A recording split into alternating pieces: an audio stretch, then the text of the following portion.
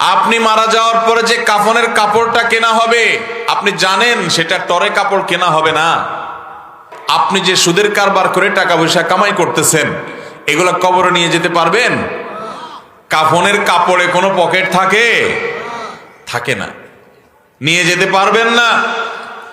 আপনি মারা যাওয়ার পরে যে কাফনের কাপড়টা কেনা হবে, আপনি জানেন সেটা টরে কাপড় কেনা হবে না। আপনি কি জানেন সেটা কোনো দামি কাপড় কেনা হবে না?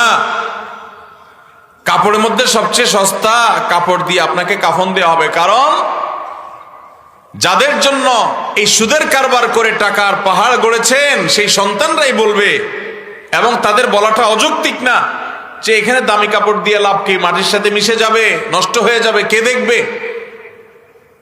দামি সাবান দিয়ে আপনাকে গোসল করাবে না। এই দুনিয়া থেকে কিছু নিয়ে যেতে পারবেন না, সব রেখে যেতে হবে। ভাগ বটরা করে ছেলে মেয়েরা খাবে। আর হারাম কামাই করছেন আপনি, জবাব দিতে হবে আপনার। আপনার চেয়ে বড় নির্বোধ কে আছে যে কামাই করবেন, চুরি করবেন যাদের জন্য, তারা কেউ আপনার চুরির দায় নিবে না। আপনার শাস্তি আপনাকে ভোগ করতে হবে, তারপর আপনি অপরাধ করছেন। হারাম থেকে বের হয়ে আসবো তো ইনশাআল্লাহ। বুকে বল লাগবে। যুবক ভাইরা যারা এখনো উপার্জন শুরু করেন নাই, জীবনে একটা প্রতিজ্ঞা করে নেন, নামাজ অনেক বেশি পড়ার দরকার নেই।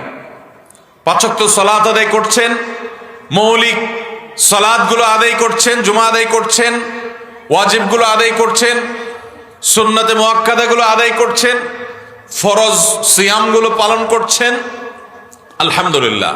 যাকাত দিচ্ছেন, খুব বেশি দান সদকাও করতে পারতেছেন না, খুব বেশি নফল সালাত আদায় করতে পারেন না, খুব বেশি নফল সিয়ামও রাখতে পারেন না, খুব বেশি ওয়াজ মাহফিলেও যাইতে পারেন না, অসুবিধা নেই।